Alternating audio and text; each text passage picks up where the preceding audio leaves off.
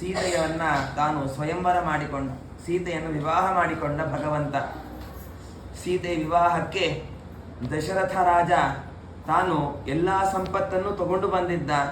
ವಿಜೃಂಭಣೆಯಿಂದ ವೈಭೋಗದಿಂದ ವಸಿಷ್ಠ ಋಷಿಗಳು, ಶತಾನಂದ ಋಷಿಗಳೆಲ್ಲರೂ ಕೂಡ ಸೀತಾ ಮತ್ತೆ ರಾಮಚಂದ್ರ ದೇವರಿಗೆ ವಿವಾಹವನ್ನು ವೈಭೋಗದಿಂದ ಮಿಥಿಲಾ ಪಟ್ಟಣದಲ್ಲಿ ತಾವು ಮಾಡ್ತಾರೆ.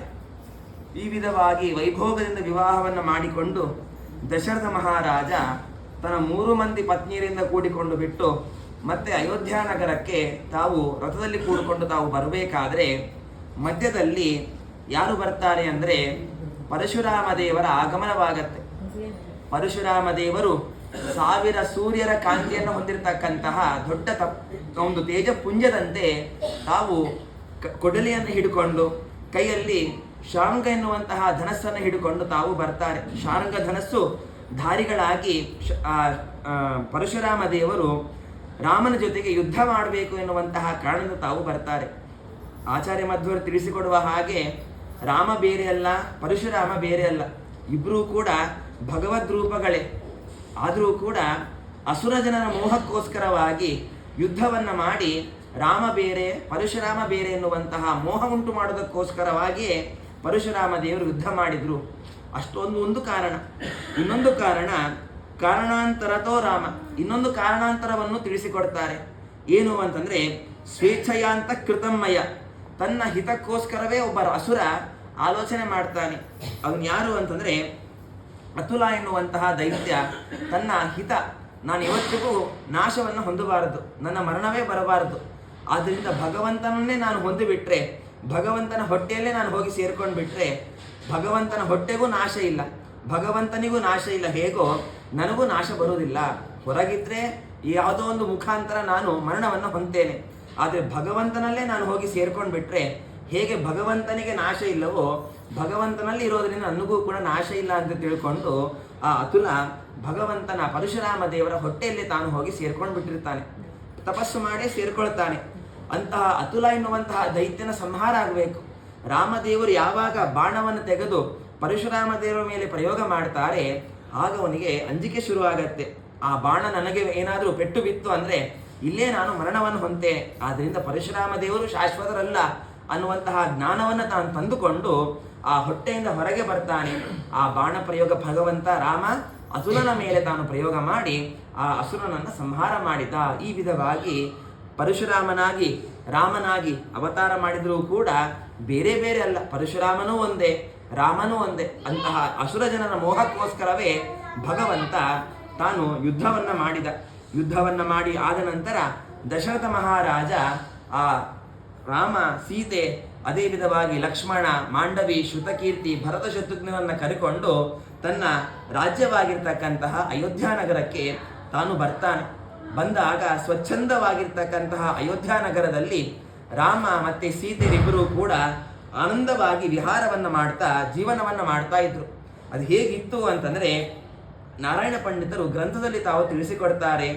ಶ್ವೇತದ್ವೀಪೆ ಯಥಾಯಂ ವಿಹರತಿ ರಮಯ ರಾಜಮಾನೆ ವಿರಾಮೆ ಶ್ರೀಮದ್ ಯೋಗೀಂದ್ರ ಭೋಗೆ ಗುಣನಿಧಿರಧಿಕಂ ಭಾಸಮಾನೆ ಸಮಾನೆ ಜಂಬೂದ್ವೀಪೇತ್ರ ಪೂರ್ಯಾಂ ಜನಕತನಯ ರಾಜ್ಯಯಂತ್ಯಾ ಜಯಂತ್ಯ ದೇವ್ಯಾ ರಾಮಾಭಿರಾಮೆ ವೃಷಭ ಇವ ಗಜೇಂದ್ರಾಯಯಂತ್ಯಾ ಜಯಂತ್ಯ. ಆ ರಾಮ ಮತ್ತು ಸೀತೆಯರು ಎಷ್ಟು ಚೆನ್ನಾಗಿ ಅಯೋಧ್ಯ ನಗರದಲ್ಲಿ ವಾಸ ಮಾಡ್ತಾ ಇದ್ರು ಅಂತಂದರೆ ಶ್ವೇತದ್ವೀಪೇ ಯಥಾಯಂ, ಶ್ವೇತದ್ವೀಪ ಮೋಕ್ಷದಲ್ಲಿ 4 ವಿಧವಾದ ಮೋಕ್ಷಗಳು, ಸಾಲೋಕ್ಯ, ಸಾಯುಜ್ಯ, ಸಾಮೀಪ್ಯ, ಸಾರೂಪ್ಯ ಅಂಥೇಳಿ ಅಂತಹ 4 ವಿಧವಾಗಿರ್ತಕ್ಕಂತಹ ಮೋಕ್ಷದಲ್ಲಿ ಭಗವಂತ ತಾನು ಲಕ್ಷ್ಮೀ ಸಹಿತನಾಗಿ ತಾನು ವಾಸ ಮಾಡ್ತಾ ಇರ್ತಾನೆ. ಅಂತಹ ಶ್ವೇತದ್ವೀಪದಲ್ಲಿ ಭಗವಂತ ವಿರಾಜಮಾನವಾಗುವಾಗ ಹೇಗಿರ್ತಾನೆ? ವಿಹರತಿ ರಮಯ, ರಮಯ ಲಕ್ಷ್ಮೀದೇವಿಯಿಂದ ಕೂಡಿಕೊಂಡು ತಾನು ವಿಹಾರ ಮಾಡ್ತಾ ಇರ್ತಾನೆ, ಆನಂದದಿಂದ ವಾಸ ಮಾಡ್ತಾ ಇರ್ತಾನೆ. ಎಲ್ಲಿರ್ತಾನೆ ಭಗವಂತ? ಶ್ರೀಮದ್ ಯೋಗೀಂದ್ರ ಭೋಗೆ ಗುಣನಿಧಿರಧಿಕಂ ಭಾಸಮಾನೆ ಸಮಾನೆ. ಯಾವುದೇ ವಿಧವಾದ ಭೋಗದ ವಸ್ತುವನ್ನೇ ಅಪೇಕ್ಷಿಸದೇ ಇರ್ತಕ್ಕಂಥದ್ದು ಯಾರು ಅಂತಂದರೆ ಶೇಷದೇವರು. ಅವರಿಗೆ ಇಂಥದ್ದು ತಿನ್ನಬೇಕು ಅಂಥದ್ದು ತಿನ್ನಬೇಕು ಅನ್ನುವಂತಹ ಅಪೇಕ್ಷವೇ ಇರುವುದಿಲ್ಲ. ಕೇವಲ ಗಾಳಿಯನ್ನು ಮಾತ್ರ ಆಹಾರವನ್ನಾಗಿ ಸ್ವೀಕಾರ ಮಾಡಿ ಭಗವಂತನ ಸೇವೆ ಮಾಡ್ತಾ ಇರ್ತಕ್ಕಂಥವರು ಆ ಶೇಷದೇವರು. ಅಂತಹ ಶೇಷದೇವರನ್ನೇ ಹಾಸಿಗೆಯನ್ನಾಗಿ ಮಾಡಿಕೊಂಡು ಭಗವಂತ ಶ್ವೇತದ್ವೀಪದಲ್ಲಿ ರಮಯಾ ಸಹ ಲಕ್ಷ್ಮಿಯಿಂದ ಕೂಡಿಕೊಂಡು ಬಿಟ್ಟು ಎಷ್ಟು ಆನಂದದಿಂದ ತಾನು ವಿಹಾರ ಮಾಡ್ತಾ ಇರ್ತಾನೋ ಅಂತಹ ಶ್ವೇತದ್ವೀಪಕ್ಕೆ ಸಮವಾಗಿರ್ತಕ್ಕಂಥದ್ದು ಜಂಬೂದ್ವೀಪೇತ್ರ ಪೌರ್ಯಾಂ ಜಂಬೂದ್ವೀಪ.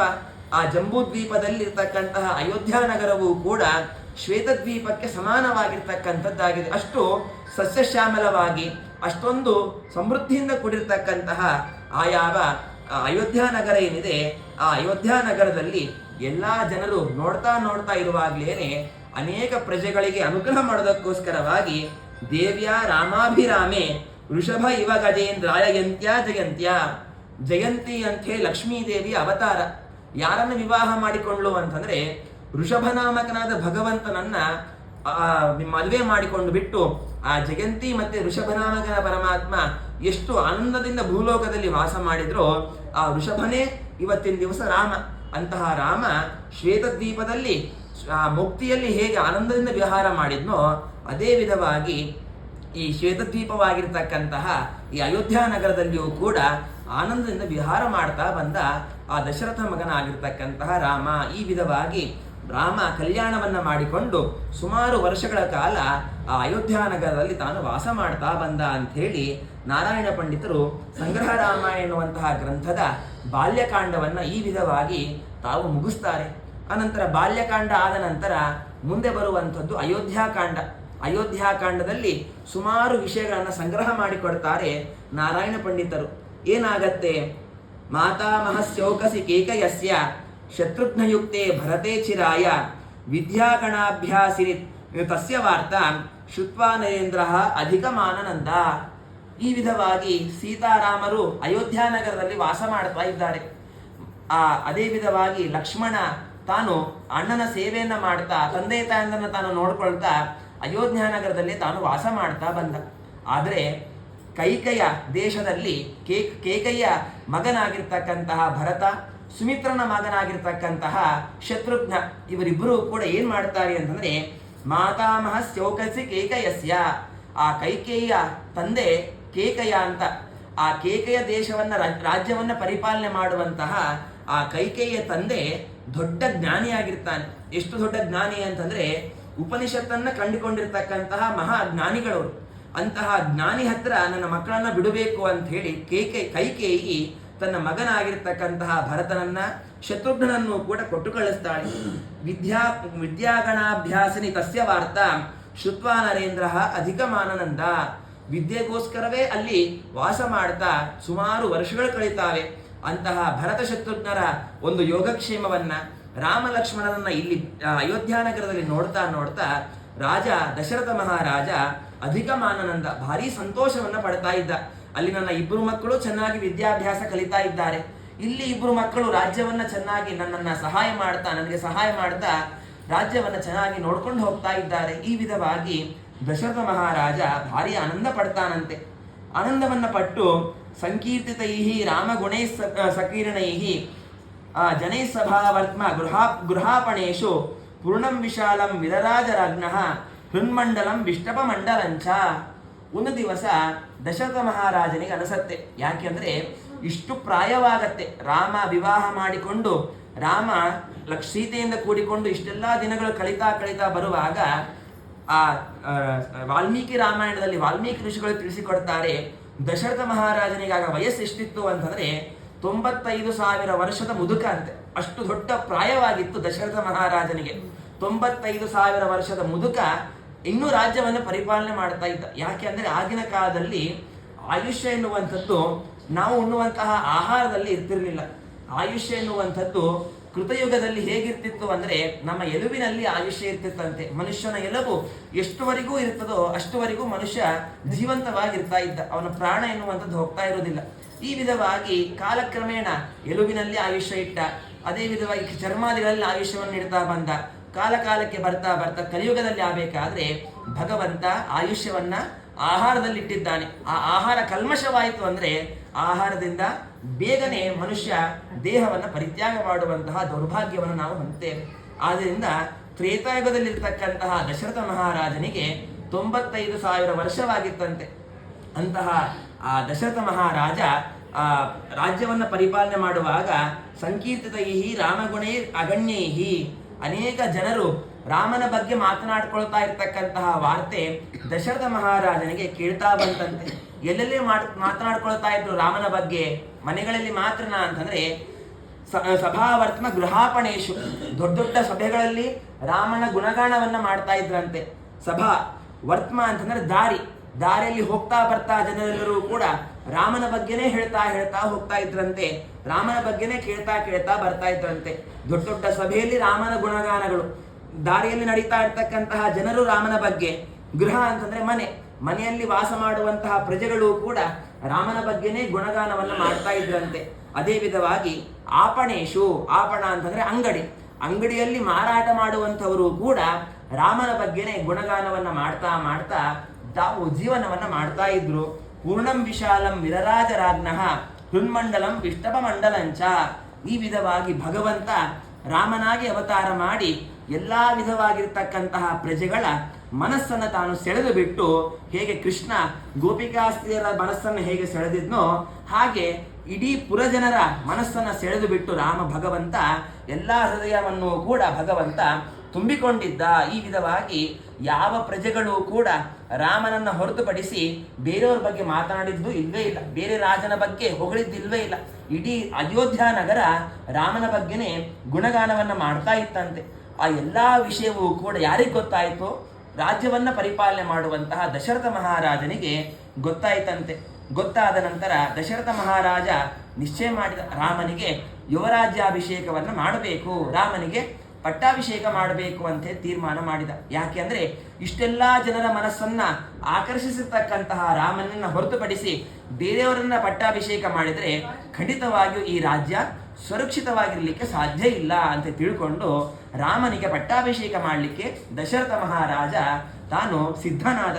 ಸಮಂತ್ರ ಪೂರ್ವೈಹಿ ಅಥ ಮಂತ್ರಿ ಮುಖ್ಯೈಹಿ ಸಮಂತ್ರ ಸನ್ಮಂತ್ರ ಯುತೈಶ್ಚ ವಿಪ್ರೈಹಿ ರಾಮಾಭಿಷೇಕಾಯ ಸಮಾಹರತ್ಸಹ ಸಮಂತ್ರಯರ್ಯಾನ್ ಪ್ರಕೃತಿಶ್ಚ ಸರ್ವಾಹ. ದಶರಥ ಮಹಾರಾಜ ಮನಸ್ಸಿನಲ್ಲೇನೋ ಸಂಕಲ್ಪ ಮಾಡಿದ. ಆದರೆ ದಶರಥ ಮಹಾರಾಜ ಏನ್ ಮಾಡ್ತಾನೆ, ಮರುದಿವಸ ತಾನು ಒಂದು ದೊಡ್ಡ ಮೀಟಿಂಗ್ ಮಾಡ್ತಾನೆ, ಸಭೆಯನ್ನ ಮಾಡಿ ದಶರಥ ಮಹಾರಾಜ ಸಮಂತ್ರ ಪೂರ್ವೈರಥ ಮಂತ್ರಿ ಮುಖ್ಯೈಹಿ. ದಶರಥ ಮಹಾರಾಜನ ಹತ್ರ ಒಬ್ಬ ದೊಡ್ಡ ಮಂತ್ರಿ ಇದ್ದ. ಆ ಮಂತ್ರಿ ಹೆಸರು ಸುಮಂತ ಅಂತ ಹೇಳಿ, ದೊಡ್ಡ ಮಂತ್ರಿ. ಅವನಿಗೆ ಎಲ್ಲಾ ಶಸ್ತ್ರಾಸ್ತ್ರಗಳ ವಿದ್ಯೆನೂ ಗೊತ್ತಿತ್ತು, ಮಂತ್ರಗಳ ವಿದ್ಯೆನೂ ಗೊತ್ತಿತ್ತು. ಯಾವ ಕಾಲಕ್ಕೆ ಯಾವ ವಿಧವಾದ ರಾಜ್ಯವನ್ನ ಪರಿಪಾಲನೆ ಮಾಡಬೇಕು ರಾಜ ಎನ್ನುವಂತಹ ನೀತಿಯೂ ಕೂಡ ಗೊತ್ತಿತ್ತಂತೆ ಆ ಸುಮಂತ್ರ ಎನ್ನುವಂತಹ ಮಂತ್ರಿಗೆ. ಆ ಸುಮಂತ ಮುಂತಾದ ಅನೇಕ ಮಂತ್ರಿಗಳನ್ನ ದಶರಥ ಮಹಾರಾಜ ತಾನು ಕರೀತಾನೆ. ಅಷ್ಟು ಮಾತ್ರ ಅಲ್ಲ, ರಾಮಾಭಿಷೇಕಾಯ ಸಮಾಹರತ್ಸಹ ಸಾಮಂತ್ರವರ್ಯಾನ್ ಪ್ರಕೃತಿಶ್ಚ ಸರ್ವಾಹ. ಅನೇಕ ಮಹಾಮಂತ್ರಿಗಳನ್ನೂ ಕರೆದ, ಸಾಮಂತ್ರ ರಾಜನನ್ನೂ ಕರೆದ, ಪ್ರಕೃತಿಶ್ಚ ಸರ್ವಾಹ, ಪ್ರಕೃತಿ ಮುಂತಾದ ಅನೇಕ ಪುರಜನರನ್ನು ಕೂಡ ತಾನು ಕರೀತಾನಂತೆ. ರಾಮಚಂದ್ರ ಮಾತನಾಡಬಾರ್ದು, ರಾಮಚಂದ್ರ ಅನೇಕ ಮಂತ್ರಿಗಳನ್ನು ತಾನು ಕರೀತಾನಂತೆ. ಕರೆಯುವಾಗ ಯಾರ್ಯಾರವರು ಪ್ರಕೃತಿ ಶಬ್ದದಿಂದ ವಾಚ್ಯರಾದವರು ಯಾರ್ಯಾರು ಅನ್ನೋದನ್ನ ನಾರಾಯಣ ಪಂಡಿತರು ಇಲ್ಲಿ ತಿಳಿಸಿಕೊಡ್ತಾರೆ. ಅಮಾತ್ಯಾಹ ಮಂತ್ರಿಣೋ ದೂತಾಹ ಕ್ಷೀಣಯಶ್ಚ ಪುರೋಹಿತಾಹ ಪುರಂ ಜನಪದಂ ಚೇತಿ ಸಪ್ತ ಪ್ರಕೃತಿ ತಸ್ತಮಾಹ. 7 ವಿಧವಾಗಿರ್ತಕ್ಕಂತಹ ಪ್ರಜೆಗಳನ್ನ ಪ್ರಕೃತಿ ಶಬ್ದದಿಂದ ತಾವು ಕರೆದಿದ್ದಾರೆ. ಯಾರ್ಯಾರವರು ಅಂತಂದ್ರೆ ಅಮಾತ್ಯಾಹ, ಅಮಾತ್ಯರನ್ನ, ಅದೇ ವಿಧವಾಗಿ ಮಂತ್ರಿವರ್ಗದವರನ್ನ, ದೂತರನ್ನ, ಶ್ರೇಣಿಗಳನ್ನ, ಪುರೋಹಿತರನ್ನ, ಅದೇ ವಿಧವಾಗಿ ಆ ಪುರಜನರಂದ್ರೆ ಈ ಸಾಮಾನ್ಯ ಹಳ್ಳಿಗಳಲ್ಲಿ ಆ ಯಾವ ದೊಡ್ಡ ಸ್ಥಿತಿಯನ್ನು ವಹಿಸಿರ್ತಾರಲ್ವ ಅಂತಹವರನ್ನ ಪುರಜನರು ಅಂತ ಕರೀತಾರೆ. ಅಂತಹ 7 ವಿಧವಾಗಿರ್ತಕ್ಕಂಥವರನ್ನ ಪ್ರಕೃತಿ ಶಬ್ದದಿಂದ ಕರೆದಿದೆ ಶಾಸ್ತ್ರ. ಅಂತಹ 7 ವಿಧವಾಗಿರ್ತಕ್ಕಂತಹ ಅನೇಕ ವ್ಯಕ್ತಿಗಳನ್ನ ದಶರಥ ಮಹಾರಾಜ ಏನ್ ಮಾಡ್ತಾನೆ, ಸಭೆಗೆ ತಾನು ಆಹ್ವಾನ ಮಾಡ್ತಾನೆ, ಎಲ್ಲರೂ ಕೂಡ ಬನ್ನಿ ಅಂತ ಹೇಳಿ. ಆಗ ಎಲ್ಲರೂ ಕೂಡ ಬರ್ತಾರೆ. ಬಂದಾಗ ದಿವಿದೇವೈ ಸಹ ದೇವಃ ರಾಜೋ ಓಂನೀವ ಸತ್ವರಾಹ ಸಭಾತಲೆ ಸ್ವ ಪರಿಭಿಃ ಸಮಾಭಾವೇ ಸಹಿತೋ ಮಹಿಷಃ. ಒಂದು ದೊಡ್ಡದಾಗಿರ್ತಕ್ಕಂತಹ ಸಭೆಯಲ್ಲಿ ಎಲ್ಲರನ್ನೂ ಕೂಡಿಸ್ತಾನೆ ದಶರಥ ಮಹಾರಾಜ, ತಾನೂ ಕೂಡ ಕೂಡ್ತಾನೆ. ಹೇಗಿದ್ದ ದಶರಥ ಮಹಾರಾಜ ನೋಡ್ಲಿಕ್ಕೆ ಅನ್ನೋದನ್ನ ನಾರಾಯಣ ಪಂಡಿತರು ಉಲ್ಲೇಖ ಮಾಡ್ತಾರೆ. ದಿವೀವ ದೇವೈ ಸಹ ದೇವರಾಜ, ಎಲ್ಲಾ ದೇವತೆಗಳ ಸಭೆಯಲ್ಲಿ ಸಿಂಹಾಸನದ ಮೇಲೆ ಕೂತಿರ್ತಕ್ಕಂತಹ ದೇವೇಂದ್ರ ಹೇಗೆ ಶೋಭಿಸಬೇಕೋ ಹಾಗೆ ತಾನು ಶೋಭಿಸ್ತಾ ಇದ್ದಾನಂತೆ. ಅದೇ ವಿಧವಾಗಿ ವ್ಯೋಮ್ನೀವತಾರಾಧಿಪತಿ ಸತಾರಹ, ಆಕಾಶದಲ್ಲಿ ಅನೇಕ ನಕ್ಷತ್ರಗಳಿರ್ತಾರೆ. ಕೇವಲ ನಕ್ಷತ್ರ ಇದ್ರೆ ಆಕಾಶಕ್ಕೆ ಶೋಭೆ ಇಲ್ಲ, ಪೂರ್ಣ ಚಂದ್ರ ಇರಬೇಕು, ಆಗ್ಲೇನೆ ಆಕಾಶಕ್ಕೂ ಚಂದ್ರಗಳಿಗೂ ನಕ್ಷತ್ರಗಳಿಗೂ ಶೋಭೆ. ಹಾಗೆ ನಕ್ಷತ್ರಗಳ ಸಮೂಹ ಮಂಡಲ ಮಧ್ಯದಲ್ಲಿ ಚಂದ್ರನಂತೆ ದಶರಥ ಮಹಾರಾಜ ತಾನು ಶೋಭಿಸ್ತಾ ಇದ್ದಾನೆ. ಸುತಂ ಯುವಾನಂ ಯುವರಾಜಮೇನಂ ಕುರ್ಮೋ ಮತಂ ಚೇತ್ ಭವತಾಂ ತದೇದಂ. ಇಂತಹ ಚಂದ್ರನಂತೆ ದೇವೇಂದ್ರನಂತೆ ಶೋಭಿಸ್ತಾ ಇರ್ತಕ್ಕಂತಹ ಆ ದಶರಥ ಮಹಾರಾಜ ತನ್ನ ಪುತ್ರನಾಗಿರ್ತಕ್ಕಂತಹ ರಾಮನಿಗೆ ಯುವರಾಜ್ಯಾಭಿಷೇಕವನ್ನ ಮಾಡಬೇಕು ಅಂತ ಹೇಳಿ ತಾನು ತೀರ್ಮಾನ ಮಾಡಿದ್ದೇನೆ. ಆದ್ದರಿಂದಾಗಿ ನೀವೆಲ್ಲರೂ ಕೂಡ ಕುರ್ಮೋ ಮತಂ ಚೇತ್ ಭವತಾಂ ತದೇದಂ, ನಾನು ಈ ರೀತಿಯಾಗಿ ತೀರ್ಮಾನ ಮಾಡಿದ್ದೇನೆ, ಆದ್ರೆ ನನ್ನ ತೀರ್ಮಾನ ಮಾತ್ರ ನಡೀತದಂತ ನಾನು ಇಟ್ಕೊಳ್ಳೋದಿಲ್ಲ. ನೀವೆಲ್ಲರೂ ಕೂಡ ಏನಂತೀರಾ, ನಿಮ್ಮೆಲ್ಲರನ್ನೂ ಕೂಡ ನಿಮ್ಮ ಅಭಿಪ್ರಾಯವನ್ನು ನಾನು ಕೇಳ್ತಾ ಇದ್ದೇನೆ. ಆದ್ರಿಂದ ನೀವೆಲ್ಲರೂ ಸಮ್ಮತಿಯನ್ನ ಕೊಟ್ರೆ, ನಿಮ್ಮೆಲ್ಲರೂ ಒಪ್ಪಿಗೆ ಇದ್ರೆ ಮಾತ್ರ ನಾನು ರಾಮನನ್ನ ಪಟ್ಟಾಭಿಷೇಕ ಮಾಡ್ತೇನೆ ಅಂತ ಹೇಳಿ ದೊಡ್ಡ ರಾಜನಾಗಿರ್ತಕ್ಕಂತಹ ಚಕ್ರವರ್ತಿ ಆಗಿರ್ತಕ್ಕಂತಹ ದಶರಥ ಮಹಾರಾಜ ಇಷ್ಟೆಲ್ಲಾ ಜನರನ್ನು ಕೂಡ ತಾನು ತನ್ನ ಮನಸ್ಸಿನ ವಿಷಯವನ್ನ ಪ್ರಸ್ತಾಪ ಮಾಡ್ತಾನೆ. ಇದು ದಶರಥ ಮಹಾರಾಜನಿರ್ತಕ್ಕಂತಹ ಗುಣ. ಯಾರಾದ್ರೂ ಬೇರೆಯವರಾಗಿದ್ರೆ ಇದಿಷ್ಟು ನನ್ನದೇ ಆದ ರಾಜ್ಯ, ನಾನು ಯಾರಿಗೆ ಕೇಳಬೇಕು ಅಂತ ಹೇಳಿ ನಂದೇ ಸ್ವತಂತ್ರ ನಿರ್ಣಯ ಅಂತ ಹೇಳಿ ತಾವು ನಿರ್ಣಯವನ್ನ ತಗೊಳ್ತಾರೆ. ಇವತ್ತಿನ ರಾಜಕಾರಣ ಎಲ್ಲವೂ ಕೂಡ ಹಾಗೇನೆ. ಒಬ್ಬ ಮಂತ್ರಿ ಹೋದ, ಒಬ್ಬ CM ಹೋದ ಅಂತಂದ್ರೆ ಇನ್ನೊಬ್ಬ ರೆಡಿಯಾಗಿರ್ತಾನೆ, ಅವನು ಎಂಥವನೇ ಆಗಿರ್ಲಿ. ಆದ್ರೆ ಅದೇ ತೀರ್ಮಾನವೇ ಬಿಟ್ರೆ ಜನರನ್ನ ಕೇಳುವಂತಹ ಪ್ರಸಂಗವೇ ಇಲ್ಲ. ಆದ್ರೆ ಆಗಿನ ಕಾಲದಲ್ಲಿ ದಶರಥ ಮಹಾರಾಜ ತನ್ನ ಮನಸ್ಸಿನಲ್ಲಿರ್ತಕ್ಕಂತಹ ವಿಷಯವನ್ನ ಇಡೀ ತನ್ನ ಪುರಜನರನ್ನ, ಮುಖ್ಯಸ್ಥರಾಗಿರ್ತಕ್ಕಂತಹ ಸಾಮಂತರಾಜರನ್ನ, ಪೌರಿಕರನ್ನ, ಅದೇ ವಿಧವಾಗಿ ಅಮಾತ್ಯರನ್ನ, ಮಂತ್ರಿಗಳನ್ನೆಲ್ಲರನ್ನೂ ಕೂಡ ತಾನು ಕರೆದು ಬಿಟ್ಟು ತೀರ್ಮಾನವನ್ನ ತಾನು ಅವ್ರ ಮುಂದೆ ಇಟ್ಟಾಗ ಆ ಎಲ್ಲಾ ಜನರು ಕೂಡ ಏನ್ ಮಾತನಾಡ್ತಾರೆ, ರಾಮೋದ್ಗಮೇಂಗೆ ಪ್ರಮದಾಶು ನೇತ್ರೆ ರಾಮಶ್ಚ ಚಿತ್ತೇನ್ ಜಳಿರಾಸ ಮೂರ್ಧ್ನಿ ಮುಖೇ ವಿಕಾಸ ವದನೇ ಚ ವಾಣಿ ತತ್ಸಾಧು ಸಾಧ್ವ ಕಿಲ ಪ್ರಮಾದಾತ್. ಆ ಎಲ್ಲಾ ಜನರು ಕೂಡ ಏನ್ ಮಾತನಾಡ್ತಾರೆ, ರಾಮನಿಗೆ ಪಟ್ಟಾಭಿಷೇಕ ಮಾಡಬೇಕು ಅಂತ ತೀರ್ಮಾನ ಮಾಡಿದ್ದೇನೆ ಅಂತ ದಶರಥ ಮಹಾರಾಜ ಹೇಳಿದ ಕೂಡಲೇ ಎಲ್ಲಾ ಪ್ರಜೆಗಳಿಗೂ ಕೂಡ, ಅಲ್ಲಿರ್ತಕ್ಕಂತಹ ಮಂತ್ರಿವರ್ಗದವರಿಗೆ, ಅಮಾತ್ಯರಿಗೆ, ದೂತರಿಗೆ, ಶ್ರೇಣಿಗಳಿಗೆ, ಎಲ್ಲರಿಗೂ ಕೂಡ, ಪುರೋಹಿತರಿಗೆ ಎಲ್ಲರಿಗೂ ಕೂಡ ಏನಾಗತ್ತೆ, ದಶರಥ ಮಹಾರಾಜ ಹೀಗೆ ವಿಷಯವನ್ನು ಹೇಳಿದ ಕೂಡಲೇ ರೋಮೋದ್ಗವೇಂಗೆ ಪ್ರಮದಾಶು ನೇತ್ರೆ, ಎಲ್ಲಾ ತಮ್ಮ ಮೈಯಲ್ಲಿರ್ತಕ್ಕಂತಹ ರೋಮಗಳು ರೋಮಾಂಚನಗೊಳ್ಳಿಕ್ಕೆ ಪ್ರಾರಂಭವಾದಂತೆ. ರಾಮನಿಗೆ ಪಟ್ಟಾಭಿಷೇಕ ಅಂದ ಮಾತ್ರಕ್ಕೇನೆ ಎಲ್ಲರಿಗೂ ಕೂಡ ರೋಮಾಂಚನಗೊಳ್ಳಿಕ್ಕೆ ಪ್ರಾರಂಭವಾಯಿತಂತೆ. ಪ್ರಮದ ಅಶುನೇತ್ರೆ, ಕಣ್ಣಿನಲ್ಲಿ ಆನಂದ ಭಾಷ್ಪ ಎನ್ನುವಂಥದ್ದು ಸುರಿಲಿಕ್ಕೆ ಪ್ರಾರಂಭವಾಯಿತಂತೆ. ರಾಮಶ್ಚ ಚಿತ್ತೇ ಅಂಜಲಿರಾಸ ಮೂರ್ಧ್ನಿ, ರಾಮನ ಬಗ್ಗೆನೇ ತಾವು ಚಿಂತನೆ ಮಾಡ್ತಾ, ದಶರಥ ರಾಜನ ಮುಂದೆನೆ ರಾಮನ ಬಗ್ಗೆನೇ ಚಿಂತನೆ ಮಾಡ್ತಾ ಎರಡೂ ಕೈಯನ್ನು ಕೂಡ ಜೋಡಿಸಿ ತಲೆ ಮೇಲೆ ಇಟ್ಕೊಂಡ್ರಂತೆ. ಮುಖೇ ವಿಕಾಸ ವದನೇಶವಾಣಿ, ಮುಖದಲ್ಲಿ ನಗುವಿನ ಮುಖವಂತೆ. ಯಾರಿಗೂ ಕೂಡ ರಾಮನನ್ನ ಬೇಡ ಅಂತ ಹೇಳುವಂತಹ ಪ್ರಸಂಗವೇ ಇರಲಿಲ್ಲ. ಮುಖೇಚ ವಿಕಾಸ ವದನೇಶವಾಣಿ, ಎಲ್ಲರ ಮುಖದಲ್ಲಿಯೂ ಕೂಡ ಆನಂದ ಭಾಷ್ಪ. ಸಾಧು ಸಾಧು ಅಖಿಲ ಪ್ರಜಾನ, ಒಳ್ಳೇದು ಮಾಡ್ತಾ ಇದ್ದಿ, ಸಾಧು ಸಾಧು ಅಂತ ಹೇಳಿ ಇಷ್ಟೇ ಹೇಳಿದ್ರೆ ಬಿಟ್ರೆ ಅವರವರ ಅಭಿಪ್ರಾಯವನ್ನ ಅವರು ವ್ಯಕ್ತಪಡಿಸಲಿಲ್ಲ ಯಾವ ದೊಡ್ಡ ದೊಡ್ಡ ಪ್ರಜೆಗಳು ಕೂಡ. ಇವತ್ತಿನ ದಿವಸ ಪಾರ್ಲಿಮೆಂಟ್ ಅನ್ನು ನಾವು ನೋಡಿದ್ರೆ ಗೊತ್ತಾಗತ್ತೆ, ತಮ್ಮ ಅಭಿಪ್ರಾಯವನ್ನ ಹೇಗೆ ಬೇಕು ಹಾಗೆ ಕಿರಿಚಿಕೊಳ್ಳಿಕ್ಕೆ ಪ್ರಾರಂಭ ಮಾಡ್ತಾರೆ. ಒಬ್ಬರ ನಿರ್ಣಯ ಹೀಗೆ ಅನ್ನುವಂತಹ ತೀರ್ಮಾನವೇ ಇರುವುದಿಲ್ಲ, ಯಾರಿಗೆ ಮನಸ್ಸು ಬಂದಂಗೆ ಮಾತನಾಡ್ತಾರೆ. ಆದ್ರೆ ಆಗಿನ ರಾಜ್ಯದಲ್ಲಿ ಇರ್ತಕ್ಕಂತಹ ಶಿಸ್ತು ಏನಿತ್ತು, ಆಗಿನ ರಾಜನ ಮುಂದೆ ಹೇಗೆ ಪ್ರಜೆಗಳು ತಾವು ಶಿಸ್ತನ್ನ ಕಾಪಾಡ್ತಾ ಇದ್ರು ಅಂದ್ರೆ, ರಾಜ ಈ ರೀತಿಯಾಗಿ ಹೇಳಿದ ಕೂಡಲೇ ಸಾಧು ಸಾಧು ಅಂತ ಅಷ್ಟೇ ಅಂದ್ರೆ ಬಿಟ್ರೆ, ನೀನು ಯಾರ್ಯಾರಿಗೆ ಏನೇನು ರಾಮನ ಬಗ್ಗೆ ಗೊತ್ತಿತ್ತೋ ಅದನ್ನೆಲ್ಲವನ್ನೂ ಕೂಡ ಮಾತನಾಡಬಹುದಿತ್ತು, ರಾಮನ ಬಗ್ಗೆ ಸ್ವಯಂ ಆಗಿ ಹೇಳ್ಬೋದಿತ್ತು. ಆದ್ರೆ ಯಾರೂ ಕೂಡ ರಾಮನ ಬಗ್ಗೆ ರಾಜನ ಆಜ್ಞೆ ಇಲ್ಲದೆ ಯಾರೂ ಕೂಡ ರಾಮನ ಬಗ್ಗೆ ಮಾತಾಡಲಿಲ್ಲ. ಎಲ್ಲರೂ ಕೂಡ ಏನಂದ್ರು, ಸಾಧು ಸಾಧು ಅಂತ ಅಂದ್ರು. ಆದ್ರೆ ಅವರೆಲ್ಲರಲ್ಲಿರ್ತಕ್ಕಂತಹ ಅಭಿಪ್ರಾಯವನ್ನ ತಮ್ಮ ಶರೀರದಿಂದ ತಾವು ವ್ಯಕ್ತಪಡಿಸಿದ್ರು. ರೋಮಾಂಚನಗೊಳಿತು, ಕೈ ಮೇಲೆ ಕೈಯನ್ನ ಜೋಡಿಸಿ ತಲೆ ಮೇಲೆ ಇಟ್ಕೊಂಡ್ರು, ಆನಂದ ಭಾಷ್ಪ ಸುರಿತು, ಅದೇ ವಿಧವಾಗಿ ಮುಖದಲ್ಲಿ ನಗು ಎನ್ನುವಂಥದ್ದು ಹೊರಹೊಮ್ಮಿತು. ಈ ವಿಧವಾಗಿ ಎಲ್ಲರ ಅಭಿಪ್ರಾಯವೂ ಕೂಡ ತಾವು ಶರೀರದಿಂದ ವ್ಯಕ್ತಪಡಿಸಿದ್ರೆ ಬಿಟ್ರೆ ಬಾಯಿಂದ ಮಾತನಾಡಿ ಬಿಟ್ಟು ರಾಮನಿಗೆ ಪಟ್ಟಾಭಿಷೇಕ ಮಾಡು ಅಂತ ಹೇಳಿ ರಾಮನ ಬಗ್ಗೆ ಯಾರೂ ಕೂಡ ಮಾತನಾಡಲಿಲ್ಲಂತೆ. ಇದು ಆಗಿನ ಕಾಲದಲ್ಲಿರ್ತಕ್ಕಂಥ ಶಿಸ್ತು ಅನ್ನೋದನ್ನ ನಾರಾಯಣ ಪಂಡಿತರು ತಮ್ಮ ಗ್ರಂಥದಲ್ಲಿ ಉಲ್ಲೇಖ ಮಾಡ್ತಾರೆ. ಅದೇ ವಿಷಯ ಈಗೇನಾದ್ರೂ ಹೇಳಿದ್ರೆ ಒಬ್ಬೊಬ್ಬರು ಒಂದೊಂದು ಅಭಿಪ್ರಾಯವನ್ನು ತಿಳಿಸಿ ಅಲ್ಲಿ ಏನಾಗ್ತಾ ಇದೆ ಎನ್ನುವಂತಹ ಪ್ರಸಂಗವೇ ಮರ್ತು ಹೋಗುವಂತಹ ದುಸ್ಥಿತಿ. ಅದು ಜನರಲ್ಲಿರ್ತಕ್ಕಂತಹ ವ್ಯತ್ಯಾಸ.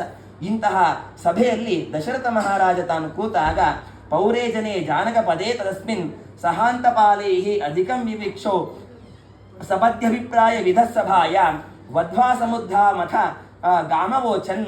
ಈ ವಿಧವಾಗಿ ಅಲ್ಲಿರ್ತಕ್ಕಂತಹ ಎಲ್ಲ ಪುರಜನರು ಕೂಡ ತಮ್ಮ ತಮ್ಮ ಅಭಿಪ್ರಾಯವನ್ನ ತಿಳಿಸದೆ ಸಾಧು ಸಾಧು ಅಂತ ಹೇಳಿಕೊಂಡಾಗ ಆ ಎಲ್ಲ ಜನರ ಆ ಒಂದು ಮಾತನ್ನ ಯಾರು ವ್ಯಕ್ತಪಡಿಸ್ತಾರೆ, ತಮ್ಮ ಎಲ್ಲರ ಅಭಿಪ್ರಾಯವನ್ನ ಒಬ್ಬರು ಮಾತ್ರ ತಿಳಿಸ್ಬೇಕು. ಅದು ಯಾರು ತಿಳಿಸ್ತಾರೆ ಅಂತಂದ್ರೆ ಸಪದ್ಯ ಅಭಿಪ್ರಾಯ ವಿಧಸಭಾಯ ವೃದ್ಧ ಸಮುದ್ಧ ಮತ ಗಾಮವೋಚನ್.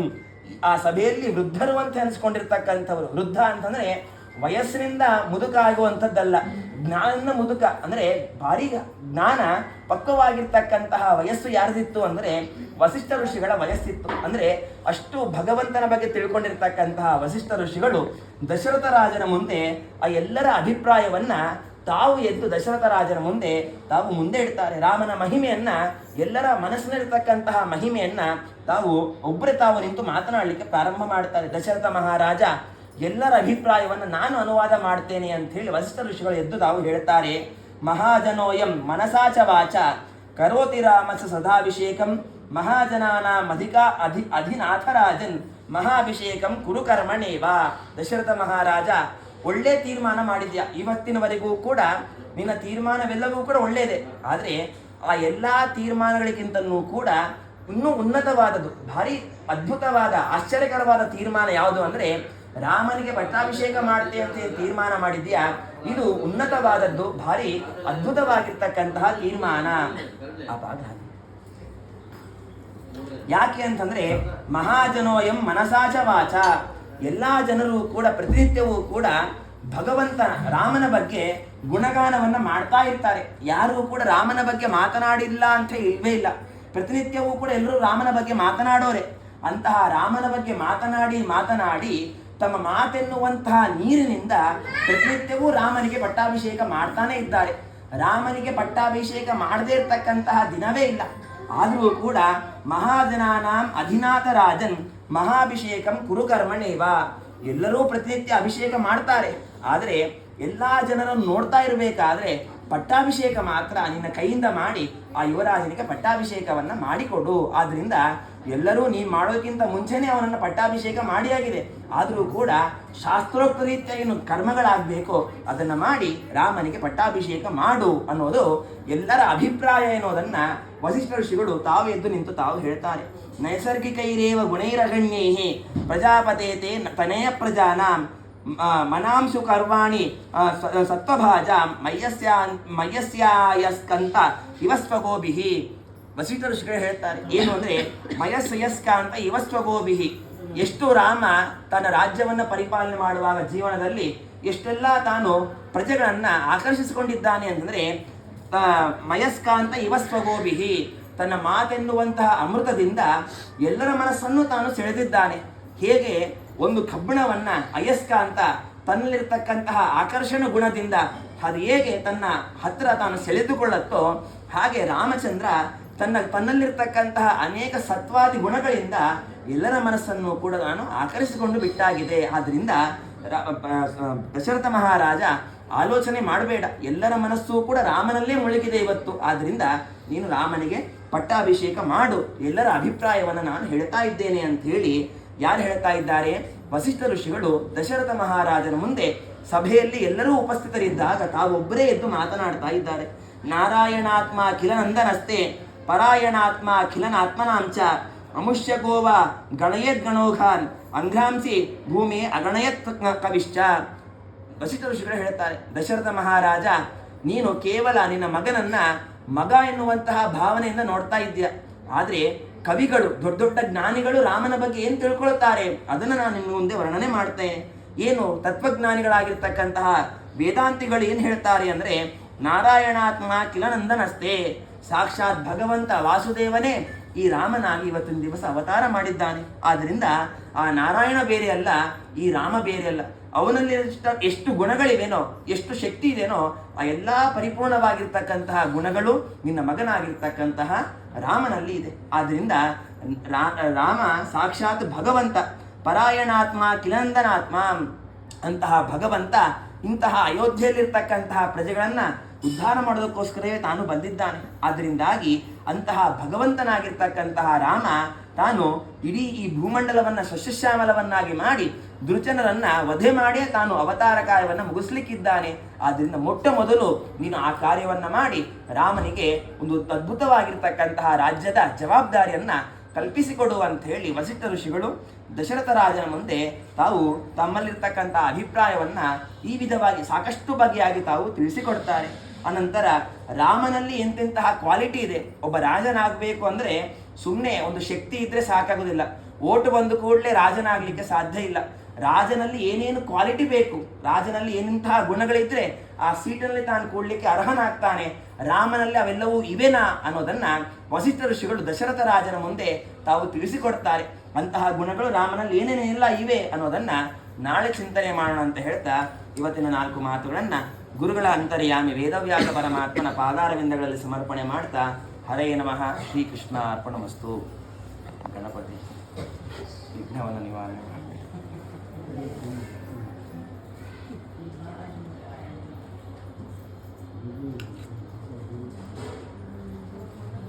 ಶ್ರೀಕೃಷ್ಣ ಕಮಲಾನಾಥೋ ವಾಸುದೇವಸ್ತನಾತನಃ ವಸುದೇವಾತ್ಮಜ ಪುಣ್ಯೋ ಲೀಲಾಮಾನುಷ ವಿಗ್ರಹ ಶ್ರೀವತ್ಸಕೌಸ್ತುಭಧರೋ ಯಶೋದಾ ವತ್ಸಲೋ ಹರಿಃ ಚತುರ್ಭುಜಾತಚಕ್ರಾಯುಧಃ ಶಂಖಾಯುಧಃ ದೇವಕೀ ನಂದನ ಶ್ರೀಶೋ ನಂದಗೋಪ್ರಿಯಾತ್ಮಜಃ ಯಮುನಾ ವೇಗಸಂಹಾರಿ ಬಲಭದ್ರಪ್ರಿಯಾಜಃ ಪೂತನಾ ಜೀವಿತಾಹಾರಿ ಶಕಟಾಸುರಭಂಜನಃ ನಂದೋ ವ್ರಜಾ ಮೇಸುಧಾನಂದನಿಗ್ರಹಃ ನವನೀತಲಿಪ್ತಾಂಗೋ ನವನೀತನಟೋನಗಃ ನವನೀತನವಾಹಾರೋ ಮೃಗುಂಡಪ್ರಸಾದಕೃತ ಪುಲಹಸ್ತೆ ಶೃಂಗೀಮಧರಾಚತಿಃ ಶುಕವಾಗರ್ಧಾರ್ಜುಂಜರು ಗೋವಿಂದೋ ಯೋಗಿನಾಂತರಿಃ ವತ್ಸಪಾಲಹರೋನಂತೋ ಧೀಮಸಾಸುರಭಂಜನಃ ಶ್ರೀಕೃತೃಣಾವರ್ತೋ ಯಮುಲಾರ್ಜುನಭಂಜನಃ